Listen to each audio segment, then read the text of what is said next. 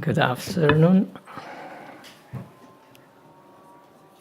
Okay, so I will talk about observational studies and later about meta-analysis. So there are different types of observational studies. Actually, they can be classified as analytical studies and descriptive studies. Descriptive studies describe frequency, natural history, and determinants of a condition, whereas analytical studies describe an association between an exposure and an outcome. So even if you can see from these slides, this very nice graph describes the pyramid of the evidence. Actually, observational studies are not on the top. On the top, there are actually randomized clinical trial and systematic review and meta-analysis.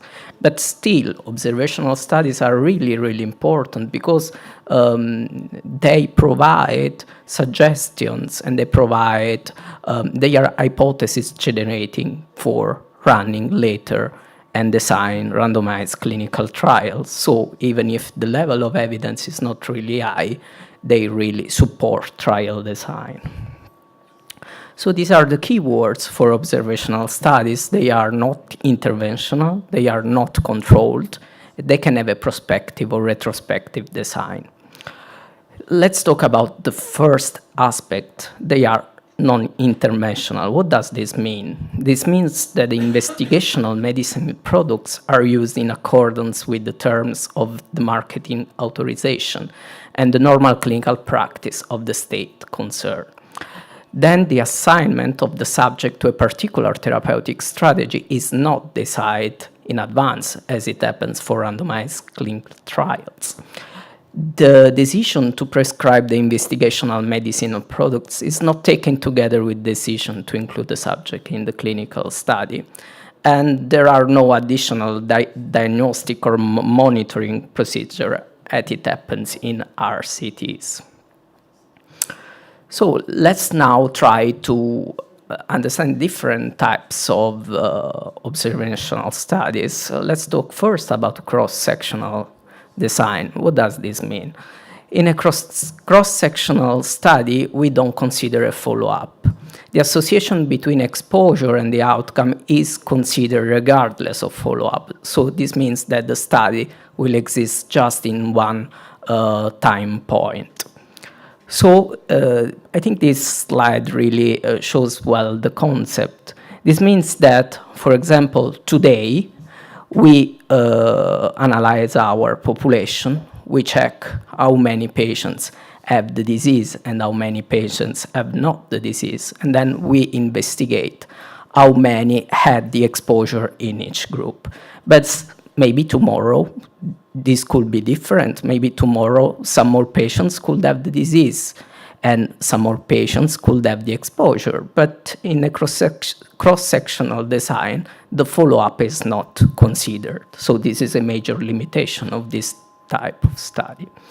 So these are the pro and contra of this kind of study. Of course, they are quick, they are really cheap, and they allow to study at the same time several diseases and exposures. And they are very good to assess the prevalence of a disease, and they are used for public health planning. The limitations, of course, the temporal ambiguity. There is, of course, possible measurement error.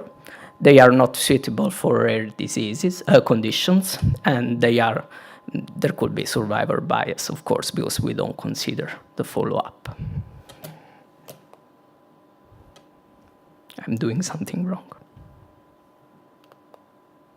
Okay, so let's talk now about case control studies. In a case control study, we consider our population today, and then we analyze this population and we observe how many have the disease and how many patients have not the disease. And then we go back to the past to check how many patients had the exposure in each group. And then, of course, we check if there are statistical differences among these groups.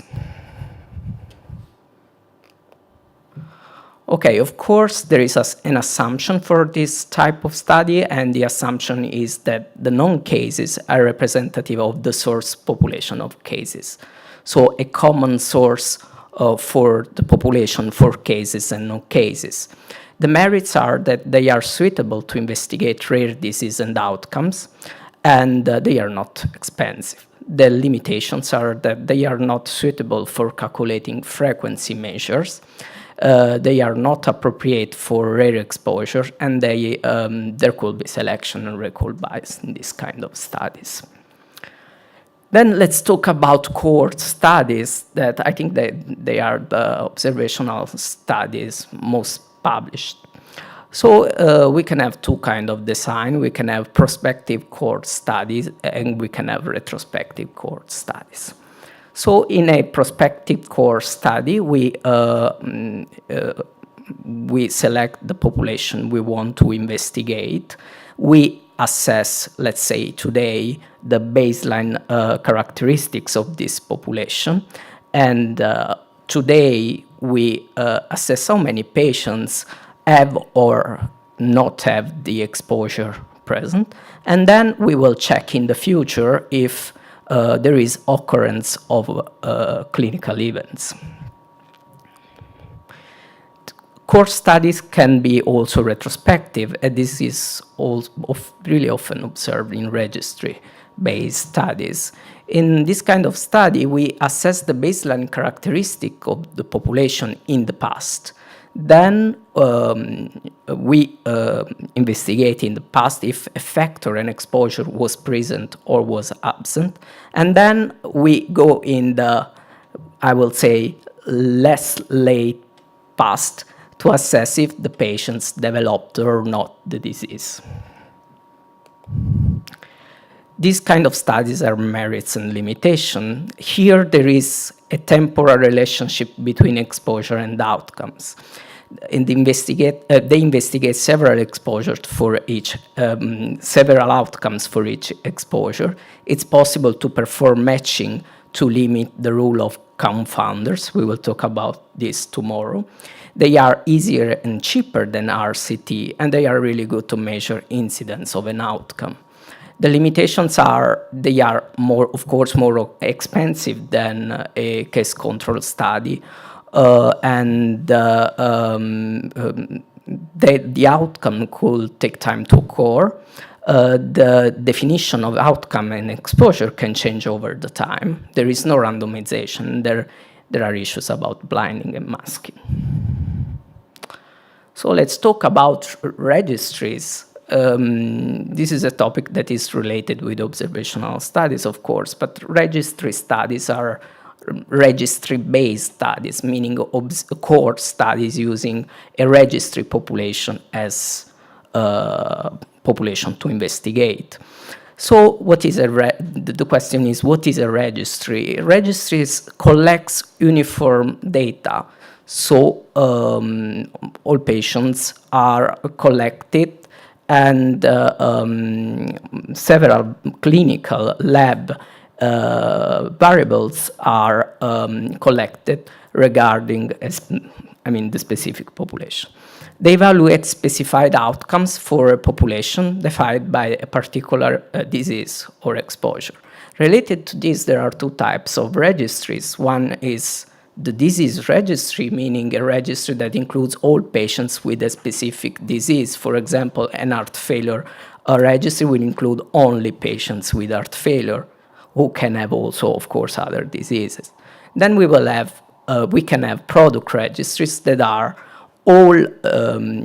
registries including all the patients receiving one particular drug. For example, a registry on NOAC will enroll all the patients receiving NOAC regardless of the disease they have. In registry-based studies, in registries, in principle, there is no testing of research hypotheses.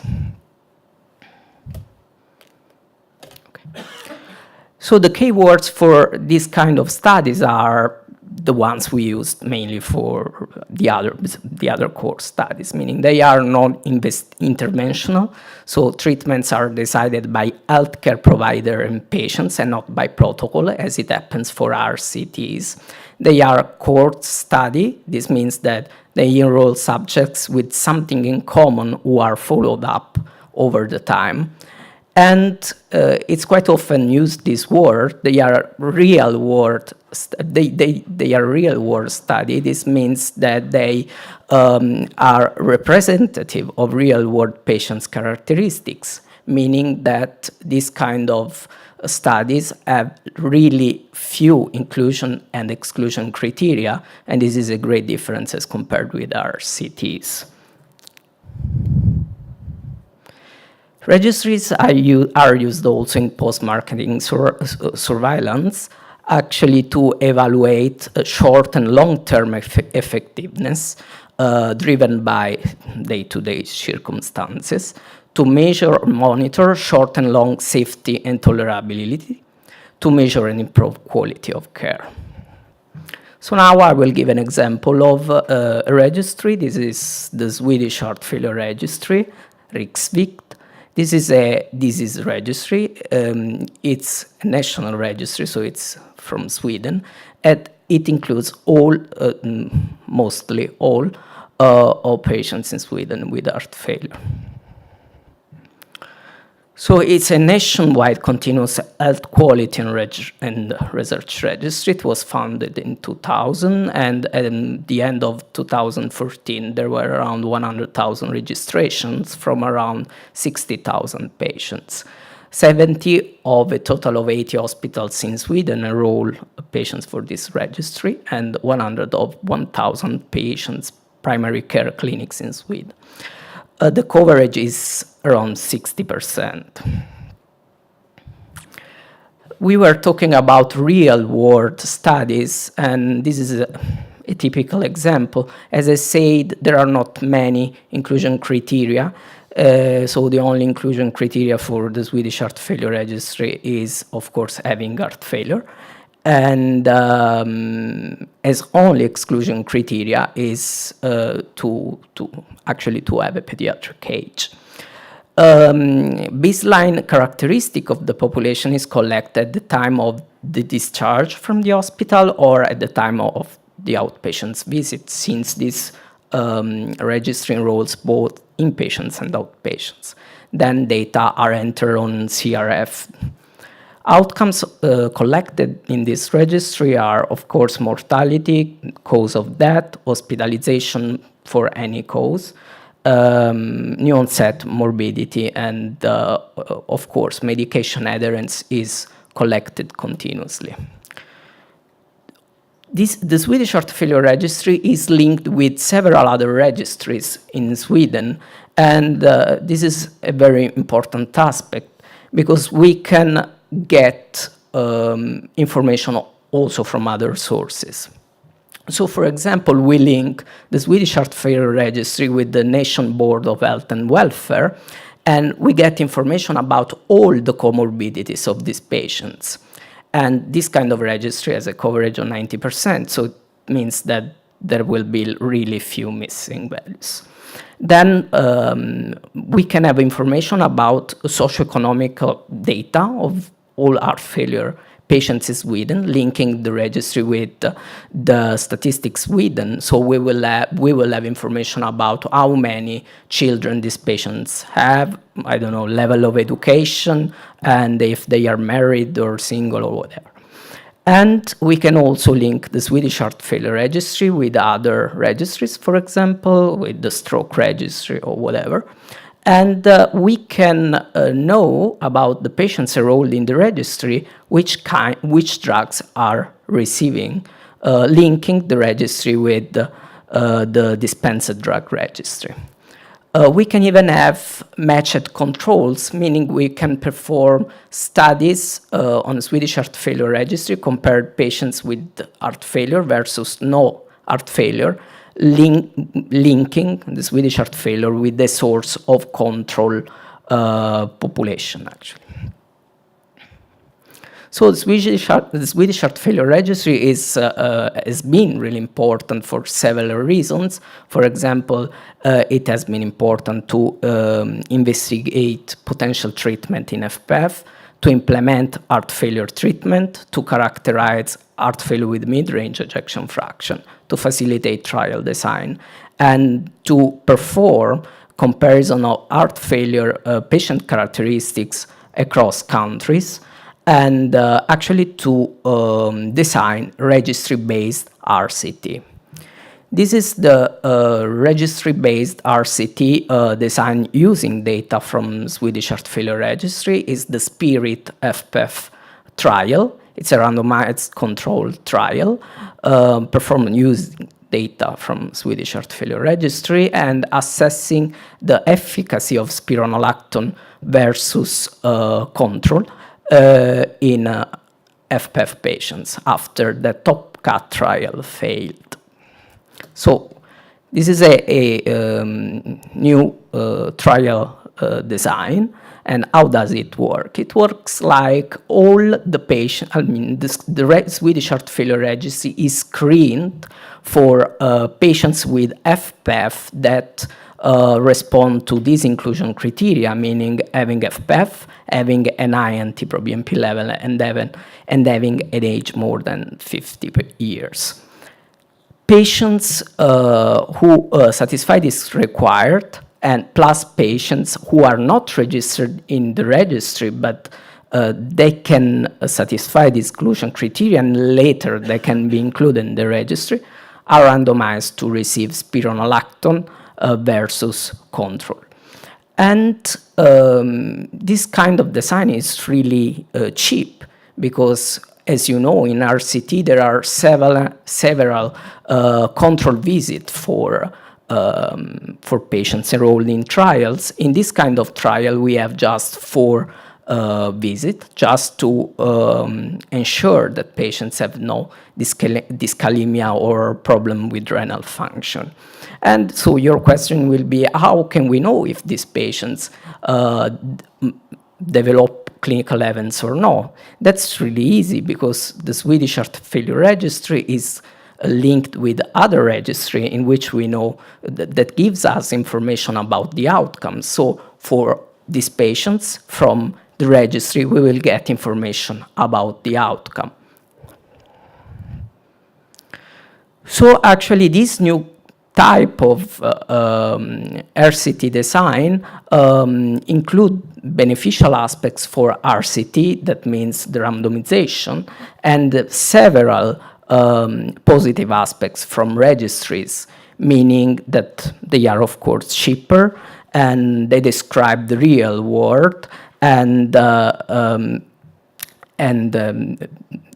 these are the most important. Yes, they are simpler, the design is simpler, and they are of course less selective.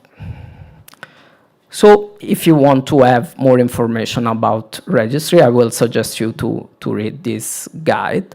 And of course, if you want to write a paper on observational study, you have to satisfy the strobe requirements. So I will suggest you to read this paper.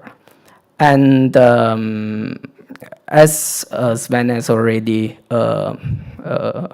reported, you can be enrolled in our working group, and if you are less than 40 years old, we have a group for young cardiologists, and there are actually a lot of benefits for you. So I really suggest you to check our webpage. Thank you very much for your attention.